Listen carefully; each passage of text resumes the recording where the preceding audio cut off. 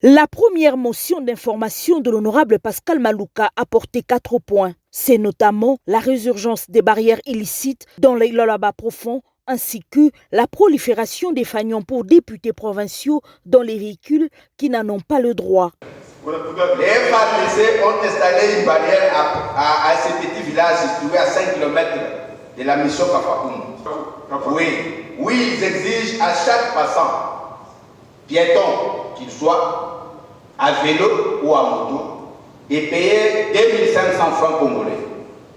À défaut de cette somme, on vous exige de manger 3 piments ou de leur chercher du bois dans la brousse ou encore de s'atteler par force. La deuxième motion d'information est celle de l'honorable vice-président Archimède Kabeya Kalassa. Une observation plausible a été faite et rapportée en plénière autour de la passation des examens d'État au centre de Kawayongo. Il s'est fait malheureusement que le gouvernement provincial a déjà payé ces frais-là.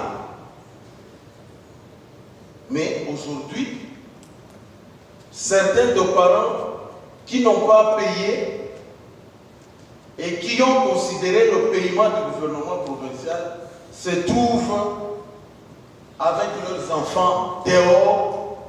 L'honorable président de l'Assemblée provinciale du Lualaba, Jean-Marie Kasseya, ainsi que l'honorable rapporteur Mouchaïla Shimata-Weber sont tour à tour intervenus pour une lumière quant à ceux.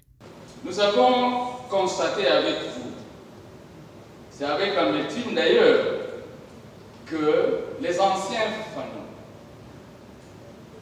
qui sont devenus très très populaires, et même dans les camions, et même les Chinois en ont été. À un certain moment, parce qu'il fallait que vous reveniez et que nous fassions une réunion avec le Conseil de sécurité pour présenter les nouveaux fanons qui nous identifieront seulement nous. Vous constatez qu'il y a une barrière. Faites comme le VP. Prenez votre téléphone, appelez le ministre sectoriel. Vous parlez avec lui, vous dites je viens d'arriver, mais vers la partie de ma piripiri. Ça se passe comment? VP, vous avez bien joué votre rôle. C'est comme ça. C'est comme ça. Quand vous avez déjà atteint Madame ministre, je suis content. L'honorable président Jean-Marie Kasseya a ainsi encouragé les honorables députés provinciaux à servir de miroir sur les réalités de leurs circonscriptions électorales respectives.